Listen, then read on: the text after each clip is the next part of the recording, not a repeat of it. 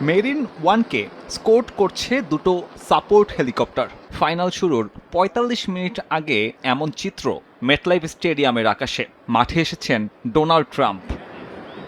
কয়েকবার চক্কর দিয়ে পর্যবেক্ষণ করা হয় নিরাপত্তা পরিস্থিতি। তাতে ভেন্যুতে থাকা দর্শকদের মাঝে তৈরি হয় বিভ্রান্তি, ছিল কিছুটা উদ্বেগও।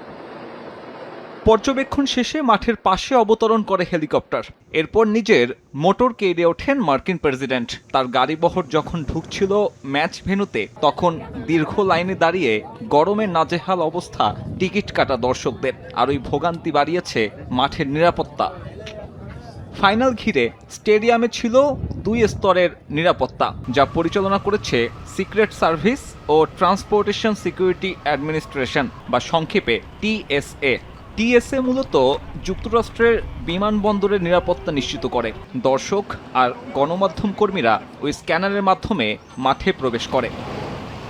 চলে চিরুনি তল্লাশি, যা থেকে মুক্তি পাননি অ্যাক্রেডিটেড জার্নালিস্ট। বিবিসির রিপোর্ট বলছে, প্রেস বক্সে ঢুকতে পারেননি একাধিক গণমাধ্যম কর্মী। তল্লাশি চলে সাধারণ ফুটবল ভক্তদেরও।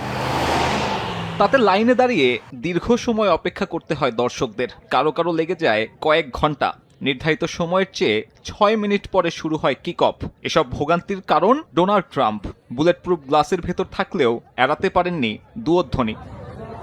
ব্রডকাস্টার ক্যামেরা মার্কিন প্রেসিডেন্টের দিকে ঘোরাতেই তীব্র দুয়োধ্বনি দেয় দর্শকরা। অবশ্য ট্রাম্পের জন্য এমন অভিজ্ঞতা প্রথম নয়। এর আগেও একাধিক স্পোর্টস ইভেন্টে গিয়ে দর্শকদের দুয়োধ্বনি শুনেছেন এই আলোচিত রাজনীতিবিদ।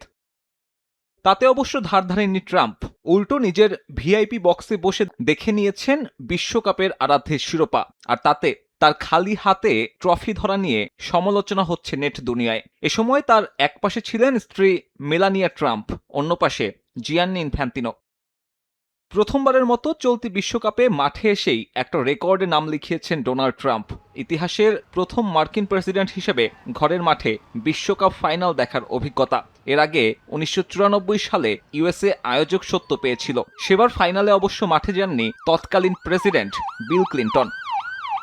সাব্বির মিথুন, সময় সংবাদ।